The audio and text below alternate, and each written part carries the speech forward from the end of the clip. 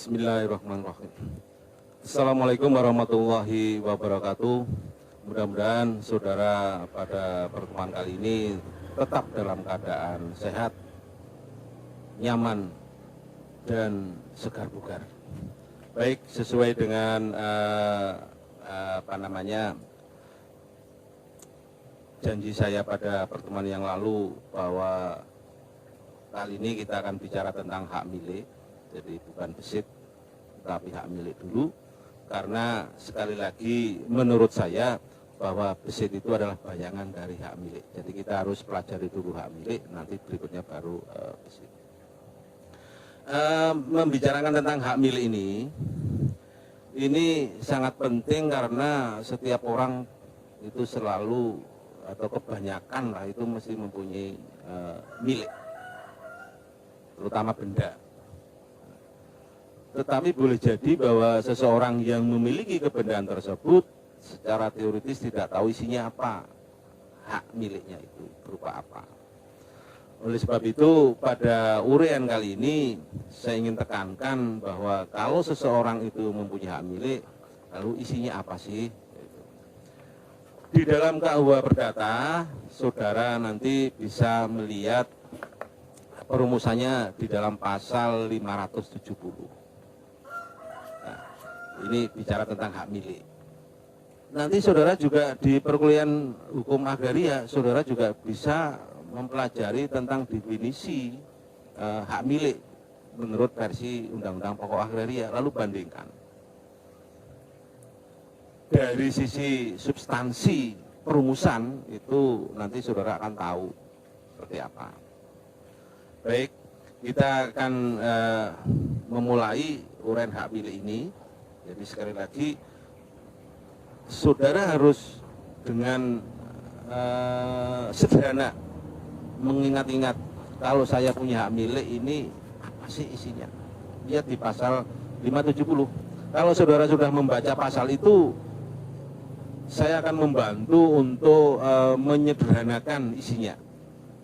Jadi saya berharap tadi saudara sudah membaca bunyi pasalnya seperti apa lengkapnya. Lalu melalui uraian ini saya membantu pemahamannya.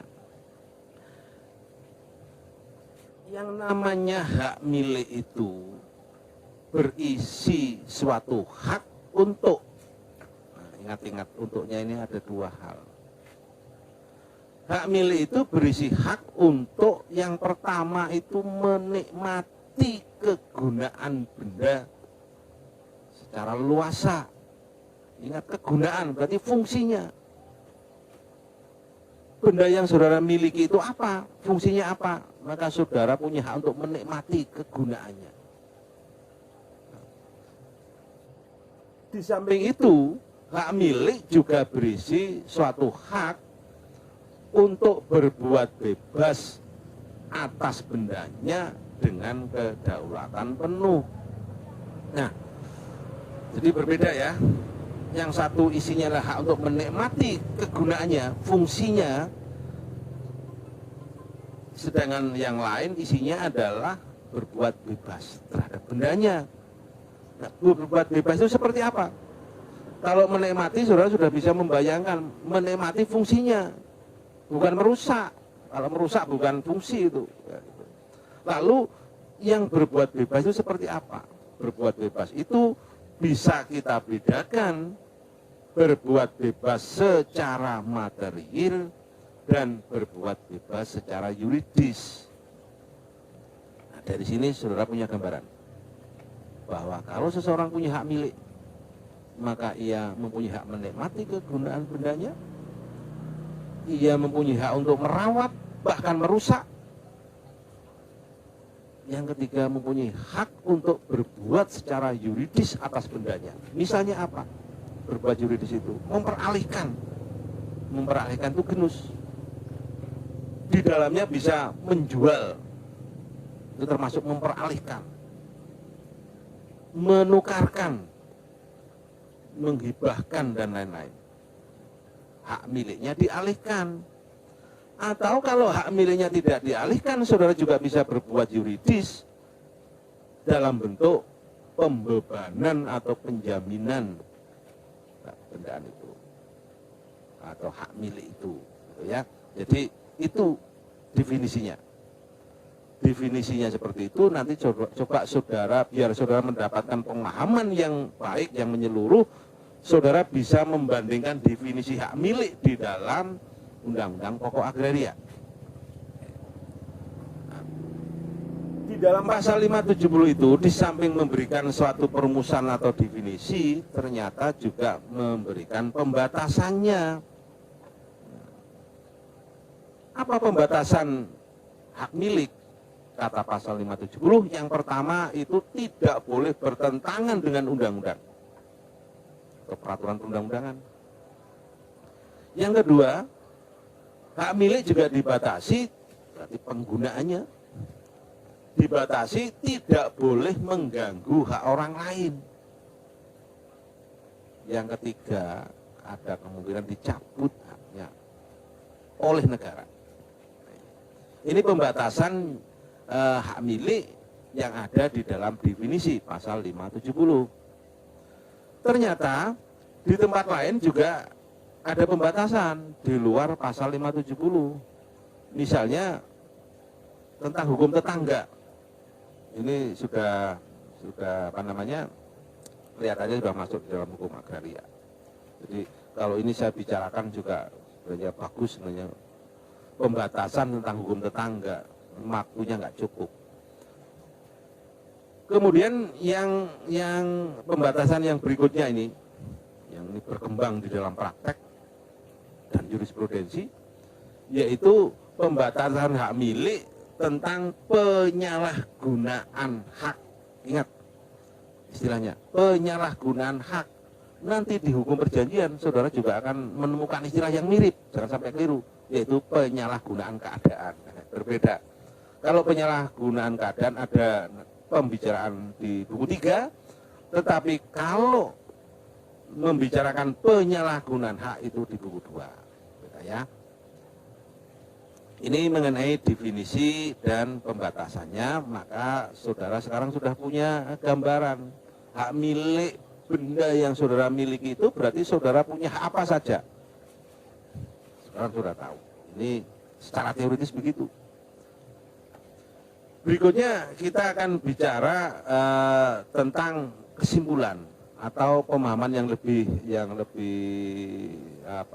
umum. Dengan melihat isi hak milik seperti itu, maka kita bisa memahami bahwa yang namanya hak milik itu berisi hak yang lengkap, dari hak menikmati dan berbuat bebas yuridis itu. Karena dari isi hak milik itu bisa diturunkan ke dalam hak-hak yang lain melalui hak berbuat bebas secara yuridis. Artinya apa? Artinya hak berbuat yuridisnya, misalnya hak menikmatinya, bisa menjadi objek di dalam perjanjian tertentu. Misalnya hak berbuat bebasnya bisa dikurangi melalui hubungan hukum penjaminan dan sebagainya. Nah, dengan demikian perbuatan-perbuatan hukum lain yang terkait dengan benda itu umumnya adalah mengurangi isi hak milik itu. Ini harus saudara pahami, sehingga ada hak kebendaan yang lain itu mungkin isinya nggak penuh, hanya sekedar menyimpan untuk jaminan pelunasan, misalnya seperti itu. Berarti nanti adalah untuk menjual sebenarnya, tetapi tidak untuk hak menikmati. Sedangkan kalau hak milik penuh, ya bisa menikmati, ya bisa berbuat bebas. Berikutnya kita akan bicara tentang pembatasan, yaitu pembatasan hak milik. Intinya, kalau seseorang mempergunakan atau menikmati hak milik itu tidak boleh mengganggu hak orang lain. Nah, yang seperti apa sih sebenarnya mengganggu hak orang lain? Kalau mengganggu hak orang lain itu menimbulkan kerugian, jadi dibatasi tidak boleh mengganggu orang lain. Kalau terpaksa ada perbuatan yang mengganggu orang lain, ini kita pisahkan, kita bedakan dari sisi kerugiannya, dari sisi akibat gangguan itu. Kalau menimbulkan kerugian, maka kerugian ini bisa kita bedakan. Kalau kerugiannya itu bersifat imaterial, maka gangguan ini termasuk nanti diselesaikan dengan ajaran gangguan atau hinder. Sedangkan kalau mengganggu orang lain itu menimbulkan kerugian, dan kerugian itu adalah berupa kerugian material, maka masuk pada ajaran perusakan benda, sakbes kadikik. Ini nanti penyelesaiannya berbeda-beda. Nah, ajaran gangguan itu seperti apa sebenarnya? Ini contohnya banyak, tetapi saya sarankan saudara memahaminya itu dari tonggak sejarahnya. Tujuannya apa? Agar nanti peristiwa yang beraneka ragam itu kalau saudara misalnya bingung seperti apa, kembalikan ke awalnya timbulnya gangguan itu di dalam sejarah hukum. Itu nanti akan memberi inspirasi penyelesaiannya. Oleh sebab itu kita perlu sekilas mengingat kembali tonggak sejarah adanya gangguan. Pertama-tama, peristiwa gangguan yang diakui oleh hukum, oleh pengadilan itu adalah melalui Krul Ares pada tanggal 30 Januari 1914 di negeri Belanda. Ada perkara antara Krul dan Justin. Krul ini adalah pabrik roti, pengusaha roti. Ketika pabrik roti itu beroperasi, memproduksi roti, jadi lapar membayangkan roti, boleh. Ketika memproduksi roti, pabriknya itu menimbulkan getaran dan suara bising. Getaran dan suara bising itu mengganggu tetangganya, Justin. Nah, ketika ia sedang beristirahat, menikmati kegunaan benda rumah miliknya, itu terganggu. Terganggu oleh apa? Oleh perbuatan si Krul yang mengoperasikan pabrik roti. Saudara, saya tidak tahu persis tempatnya sih, tahunnya 1914 saya belum ada, jadi saya hanya bisa membayangkan kemungkinan pabriknya itu adalah berdiri di pemukiman. Jadi saudara bayangkan di pemukiman, kalau peruntukannya adalah untuk kediaman, lalu ada salah satu pengusaha di situ pabrik roti lalu mengganggu, barangkali seperti itu ilustrasinya. Maka sejak saat itu karena si Justin merasa terganggu, ia menggugat ke pengadilan. Pengadilan mengabulkan. Lalu pengadilan itu, dari putusan pengadilan itu, lalu kita bisa menyimpulkan, menurut pengadilan, untuk adanya hinder itu yang pertama harus ada perbuatan melawan hukum. Nanti lihat kriteria ini di mata kuliah perbuatan melawan hukum. Yang kedua, perbuatan itu harus mengurangi kenikmatan penggunaan hak milik seseorang, orang lain. Nah, Justin yang biasanya bisa tidur siang nyenyak jadi enggak, berarti kan berkurang ya macam kan seperti itu. Nah, di zaman sekarang ini coba saudara amati di lingkungan saudara, adakah di lingkungan saudara, misalnya di perumahan itu kadang-kala ada yang berusaha bengkel misalnya, mula-mula cuma satu, cuma dua, lama-lama banyak, kira-kira itu masuk dalam kriteria gangguan apa enggak. Ini sekedar untuk analisa. Maka untuk menentukan ini saudara kembalikan, pelajari kembali persengketaan antara Krul dan Justin ini. Nanti saudara akan punya pendapat hukum saudara. Nah, berikutnya untuk gangguan yang menimbulkan kerugian material ini saya akan berikan gambaran secara umum. Ini ada beberapa kriteria, misalnya ada perbuatan seseorang di dalam mempergunakan hak miliknya itu, berarti dia melakukan suatu perbuatan tidak normal mengakibatkan perusakan benda orang lain itu dalam keadaan normal. Ini kalau bicarakan terlalu abstrak mungkin nggak bisa paham. Saya akan memberikan contoh yang konkret saja. Saudara punya di halaman rumah, saudara suka main bola. Saudara tendang saudara bola basket terserah. Nah, karena saudara semangat nendang bolanya kencang, keras ke tembok. Saking kerasnya akhirnya mentahlah bola itu ke tetangga. Nabrak jendela kaca rumah tetangga, pecah kacanya.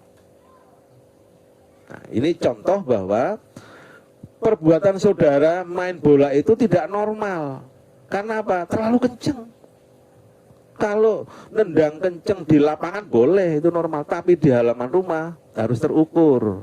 Nah, gitu. Berarti tidak normal. Merusak jendela kaca tetangga, jendela kaca itu dalam keadaan normal. Ya umum lah kalau rumah itu di depannya ada jendelanya kaca, nggak salah. Itu berarti normal. Nah, bagaimana kalau misalnya setelah bola itu nabrak kaca jendela rumah tetangga itu, lalu menerobos itu bola, lalu jatuh pada benda milik rumah tetangga itu berupa mungkin vas bunga yang mahal, bahkan punya nilai sejarah, mempunyai nilai keantikan, harganya mahal, ditaruh di bawah kaca jendela depan, padahal itu adalah vas bunga terbuat dari perunggu peninggalan dinasti Ming misalnya, ikut rusak, pecah. Nah, kalau itu terjadi, maka itu termasuk kriteria perbuatan saudara tadi yang tidak normal tadi merugikan keadaan benda yang normal, yaitu kaca, dan merusak juga benda dalam keadaan tak normal, menaruh benda yang mahal di tempat yang berbahaya. Mestinya naruhnya tidak di bawah jendela kaca, lu nanti gak kelihatan gitu. Nah, itu lain lagi urusannya. Tapi akhirnya harus menghadapi situasi itu. Lalu apakah harus mengganti rugi? Nah, terhadap kaca jelas, mungkin sepakat orang itu harus mengganti rugi karena kaca dalam keadaan normal. Tetapi bagaimana terhadap tadi misalnya vas bunga yang ikut pecah tadi, vas bunga mahal ikut pecah, itu berarti letak vas bunga yang mahal itu dalam keadaan yang tidak normal. Apakah harus diganti? Ini menjadi perdebatan. Ini menjadi bahan untuk kajian saudara ini, dan seterusnya. Maka kriteria perusakan benda ini nanti bisa saudara pilah-pilah, saudara bayang-bayangkan nanti bagaimana akibat hukumnya. Saya yakin nanti dengan belajar seperti itu saudara punya pengetahuan yang luas, dan kalau nanti saudara menjadi hakim nanti bisa menyelesaikan perkara dengan baik. Kalau nanti menjadi pengacara juga bisa memberikan pemahaman kepada hakim agar hakim mengikuti saudara. Tuh, misalnya kalau dituntut ganti rugi, apakah saudara menjadi pihak tetangganya yang kacanya pecah atau menjadi pihak yang bermain bola tadi, seperti itu. Jadi itu kira-kira. Berikutnya kita akan bicara tentang pembatasan penggunaan hak milik berupa penyalahgunaan hak, misbruik van recht. Nah, seperti apa sih sebenarnya? Kira-kira yang namanya penyalahgunaan hak itu adalah mempergunakan haknya sedemikian rupa sehingga menimbulkan kerugian terhadap hak orang lain. Berarti kan perumusan ini jelas tidak begitu pasti. Ini memerlukan nanti imajinasi saudara di dalam penafsiran pada perbuatan-perbuatan konkret di masyarakat. Karena apa? Ukurannya cuma mempergunakan haknya sedemikian rupa. Nah, sedemikian rupa itu seperti apa? Nggak bisa saya berikan rumusan yang pasti. Lihat nanti peristiwa konkretnya. Maka saudara harus terhadap materi-materi seperti inilah sebenarnya bagian saudara untuk memperdalam, menambah imajinasi, sehingga saudara punya penguasaan materi yang luar biasa kalau nanti terlibat di dalam praktek-praktek di pengadilan. Baik, seperti pada uraian tentang gangguan tadi, untuk bisa tahu seperti apa sih sebenarnya penyalahgunaan hak itu, maka ada baiknya kita menengok kembali pada sejarahnya saja, dan itu nanti bisa dipakai sebagai pedoman. Tonggak sejarah penyalahgunaan hak ini mula-mula terjadi di negara Prancis. Jadi bukan di Belanda, tapi di Prancis. Terkenal dengan kasus Lossens-Courtin Ares, yaitu cerobong asap palsu. Nah, kenapa ini sengaja saya tulis cerobong asap palsu? Ini untuk membantu mengingat-ingat saudara. Jadi kalau saudara sedang menghadapi materi penyalahgunaan hak, maka saudara harus ingat kasus awalnya, yaitu cerobong asap. Nah, maksudnya seperti itu. Nah, seperti apa sih? Singkatnya, ada dua bertetangga. Orang bertetangga itu bersengketa, padu gitulah, bertengkar. Lihat, ingat, kalau orang itu bertengkar, itu pasti nggak suka melihat yang lain. Itu seperti itu kan? Nah, nggak suka melihat orang lain senang, dan senang kalau melihat tetangganya itu susah kan begitu, SMS. Nah, sehingga untuk melampiaskan agar nanti tetangganya itu menderita ini, maka salah satu dari keduanya itu mendirikan cerobong asap, tetapi tidak ada asapnya, palsu. Itu tujuannya apa? Untuk menghalangi pemandangan tetangganya keluar. Saya tidak bisa, nggak tahu juga ini tempatnya seperti apa, tapi saudara cukup bayangkan bahwa dengan adanya bangunan cerobong asap itu lalu ada kenikmatan dari tetangganya yang terkurangi, intinya begitu. Nah, sehingga atau ada kerugian seperti itu. Karena ini adalah sejarah terlalu lama sehingga literaturnya juga terbatas. Paling-paling kita bisa memahaminya seperti itu. Oke. Kemudian lambat laun, ternyata peristiwa penyalahgunaan hak itu juga terjadi di negeri Belanda. Nah, yang di negeri Belanda ini cukup menarik. Karena apa? Karena kasus yang di negeri Belanda ini merupakan perseteruan berseri di pengadilan. Jadi nggak cukup sekali orang yang sama berkali-kali berperkara di tema yang sama. Nah, ini makanya tadi saya katakan, kalau dua orang bertetangga itu misalnya sedang nggak akur, bertengkar, apa yang nampak, apa yang terlintas. Nah, melihatnya udah timbul ketidaksukaannya, begitu. Sehingga kalau orang kita itu memberikan suatu gambaran, kalau orang itu sedang benci atau sengit, itu ya perbuatan apapun itu negatif yang itu. Istilah orang Jawa itu istilah itu? Kalau sudah benci, apapun yang dilakukan itu ya tampak negatifnya, seperti itu. Yang senang nggak kelihatan. Ya, saya hanya ingat kalau orang itu senang ya orang-orang pangalem. Kalau orang itu benci, sengit, orang kurang panyacat, ini istilah Jawa itu. Saya nggak bisa membahasa Indonesia kan. Wong sengit ora kurang panyacat, wong seneng ora kurang pangalem. Gitu. Nah, sehingga dua orang ini, yang satu insinyur, satu sarjana hukum, namanya seperti itu. Begitu sengit, itu semuanya celak tetangganya itu. Nah, mula-mula dasar insinyur, begitu berseteru dengan sarjana hukum, dia lalu mendirikan pancang, tiang. Nah, tiang itu tidak untuk gantangan burung, enggak, tapi untuk dipasangi benda-benda yang kumal, kain-kain yang kumal. Coba bayangkan, kain yang kumal itu apa?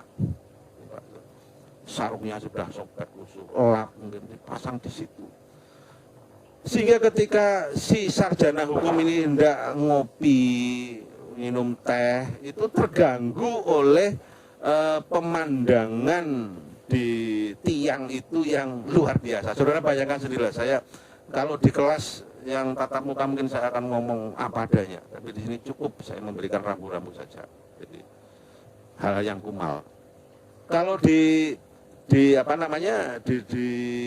zaman sekarang di perumahan itu karena perkaranya terbatas, coba bayangkan di tetangga sebelah kadang-kadang kan juga membuat jemuran itu, apa yang dijemur kadang-kadang juga mengganggu pemandangan. Nah ini sengaja memasang tiang lalu saya akan ngomong disampiri itu sulit itu. Jadi di situ digantung berbagai bahan-bahan yang kumal sehingga membuat si sarjana hukum ini matanya langsung buram melihat pemandangan seperti itu, marah kan akhirnya digugatlah di pengadilan.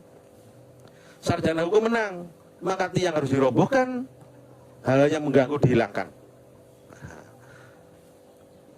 Ternyata tidak bertahan lama, semakin jengkel si insinyur ini. Lalu ia membuatlah penampungan air, penampungan di tempat yang sama, penampungan air sedemikian rupa sehingga lebih menutupi pemandangan si sarjana hukum itu. Kira-kira kalau saudara menjadi sarjana hukum menerima apa malah jadi tambah marah, malah tambah marah, maka digugatlah lagi ke pengadilan yang sama, yaitu penyalahgunaan hak. Akhirnya oleh pengadilan diperiksa, ternyata tempat penampungan air itu tidak ada airnya dan tidak ada gunanya. Pipa-pipanya nggak ada, airnya nggak ada. Akhirnya pengadilan memutuskan penampungan air itu harus dibongkar. Ketika putusan pengadilan ini dikeluarkan, si insinyur tidak membongkar, tapi mempelajari isi putusannya. Ini namanya penampungan air, nggak ada pipanya, nggak ada airnya, nggak tahu apa-apa, berarti palsu. Akhirnya apa? Oleh si insinyur ini benar-benar dipasangi pipa, kemudian betul-betul diisi air dan dipakai untuk membasahi tanaman. Nggak cuma begitu. Akhirnya digugat lagi oleh sarjana hukum. Diperintahkan untuk dibongkar, ternyata nggak dibongkar, malah dilengkapi. Akhirnya pengadilan memutuskan karena ini penampungan air, ada airnya, ada pipanya, akhirnya sarjana hukum kalah. Nah, gitu. Insinyur yang dimenangkan. Kecewa ya saudara yang nanti calon sarjana hukum. Ya, gak usah kecewa, karena apa? Atas putusan pengadilan ini yang memenangkan insinyur, gitu. Ternyata nanti ada pembelaan oleh pakar. Gitu ya. Yang ingin saya katakan, dengan adanya putusan pengadilan seperti itu, lalu orang atau para ilmuwan mempunyai kriteria. Apa kriterianya? Menyimpulkan, untuk adanya penyalahgunaan hak itu, maka harus dipenuhi syarat bahwa penggunaan hak itu tidak masuk akal. Mendirikan tiang pancang, kemudian dikasih kain-kain yang kumal, nggak masuk akal, nggak ada gunanya. Gitu. Mendirikan penampungan air, nggak ada airnya, pipanya nggak ada, nggak masuk akal. Mendirikan penampungan air, ada pipanya, ada masuk akal. Ini menurut pengadilan, gitu ya. Yang kedua adalah perbuatan itu yang notabene tidak masuk akal itu ditujukan untuk merugikan orang lain. Perbuatan insinyur tadi semata-mata ditujukan untuk tetangganya sarjana hukum ini agar menikmati pemandangan di rumahnya itu menjadi terhalang, terganggu. Gitu. Atas putusan pengadilan seperti itu mendapat reaksi dari Pitro. Menurut Pitro, meskipun perbuatan itu masuk akal, tetapi kalau dibandingkan dengan kerugiannya ini tidak seimbang. Jadi melihatnya adalah segi besar kecilnya manfaat dan kerugian. Meskipun perbuatan si insinyur itu masuk akal misalnya karena membuat penampungan air, ada pipanya, ada airnya, masuk akal untuk mengairi tanaman. Tetapi kalau manfaatnya yang diperoleh oleh si insinyur itu lebih kecil dibanding kerugiannya si sarjana hukum, maka menurut Pitro itu termasuk penyalahgunaan hak. Jadi ini nanti melihatnya berarti kasus per kasus. Tapi harus dilihat itu tadi, menyeimbangkan antara, membandingkan antara manfaat dan kerugian yang ditimbulkan dari perbuatan itu. Ini kira-kira yang bisa saya sampaikan mengenai pembatasan hak milik. Berikutnya kita akan bicara tentang pembedaan hak milik. Hak milik itu bisa dibedakan menjadi hak milik individu dan hak milik bersama. Hak milik itu individu kalau ada satu benda atau suatu benda dimiliki oleh satu orang pemilik. Suatu benda, bendanya bisa satu, bisa dua, tapi suatu benda dimiliki oleh satu orang pemilik, itu namanya hak milik individu. Nah,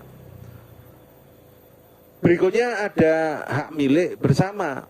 Hak milik bersama ini berarti terhadap suatu benda ini dimiliki oleh lebih dari seorang pemilik. Nah, bedanya bisa diketahui dengan jelas ya perbedaan ini. Nah, sedangkan terhadap hak milik yang bebas ini masih dibedakan lagi menjadi, saya ulangi, terhadap hak milik bersama ini dibedakan lebih lanjut menjadi hak milik bersama yang bebas dan hak milik bersama yang terikat. Apa bedanya hak milik bersama yang bebas dan terikat? Kalau hak milik bersama itu bebas, maksudnya adalah kepemilikan bersama itu memang menjadi tujuan. Ada suatu bidang tanah karena terlalu luas, membeli seorang diri tidak mampu, lalu mengajak temannya untuk bersama-sama membeli sebidang tanah itu. Apakah harus separuh? Tidak. Menurut kemampuannya, mungkin yang 3/4 dimiliki oleh seorang yang satu, sedangkan yang 1/4-nya yang lain, seperti itu. Ini berarti memang tujuannya ini ya membuat hak milik bersama itu. Lain halnya kalau hak milik bersama itu adalah terikat, maka hak milik yang bersama itu sebenarnya adalah konsekuensi. Jadi konsekuensi dari hubungan hukum tertentu. Tidak dari sejak semula itu memang tujuannya, satu-satunya tujuan adalah kepemilikan bersama itu tidak. Tapi ini hanyalah sebuah konsekuensi. Nah, terhadap hak milik bersama yang bebas ini, maka karena sejak semula tujuannya memang kepemilikan bersama, maka bagian masing-masing dari pemilik serta ini bisa ditentukan seperti tadi menurut kemampuannya ketika memiliki suatu benda secara bersama-sama ini. Apakah bagiannya separuh atau 1/4 ini bisa ditentukan. Dan konsekuensinya setiap pemilik serta ini memiliki basiking atas bendanya. mempunyai kewenangan untuk mengambil tindakan kepemilikan atas bagiannya. Kalau tadi misalnya contohkan membeli bersama-sama, kemampuannya dia hanya seperempat harga, maka seluas bidang tanah seperempat harga ini dia punya basiking, misalnya seperti itu. Dia bisa mengambil tindakan kepemilikan. Berikutnya, kalau hak milik bersama ini adalah terikat, maka kita melihatnya karena ini merupakan konsekuensi kepemilikan bersama itu, ini bisa timbul dari hubungan yang lain, misalnya hubungan perkawinan. Ketika ada seorang suami istri melangsungkan perkawinan, maka konsekuensinya akan timbul hak milik bersama, yaitu harta persatuan. Atau kalau di undang-undang perkawinan gonogini, betul. Itu adalah hak milik bersama suami istri.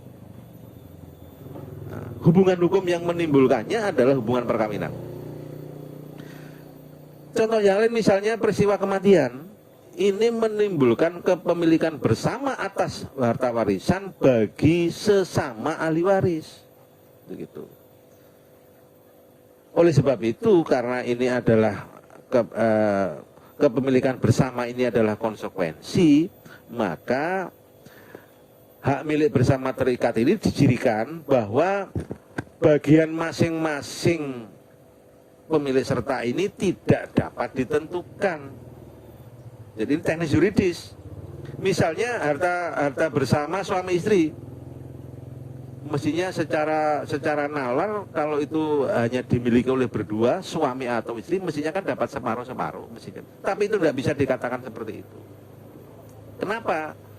Karena setiap pemilik serta itu tidak mempunyai basiking, tidak mempunyai tindakan kepemilikan atas harta bersama yang terikat tersebut, sehingga bagiannya nggak bisa ditentukan. Bagaimana kalau misalnya si pemilik serta itu menuntut haknya, hak bersamanya itu? Maka dengan cara membubarkan hubungan hukum yang mendasarinya, seperti itu. Jadi ini kira-kira ciri-ciri hak milik bersama yang terikat. Ini di sekitar saudara, kalau saudara misalnya tinggal di suatu perumahan misalnya, saudara mempunyai hak milik individu rumah saudara. Barangkali di situ ada fasilitas umum, ada lapangan bola, ada taman bermain, itu adalah milik bersama, bukan miliknya developer, sudah milik sekelompok penghuni di perumahan tersebut. Maka ya nggak bisa ditentukan bagiannya berapa, nggak bisa, seperti itu ya. Nah, ini mengenai pembagian hak milik bersama. Berikutnya nanti kita akan kuliah mengenai cara-cara untuk memperoleh hak milik. Jadi uraian kali ini kita akhiri sampai di sini.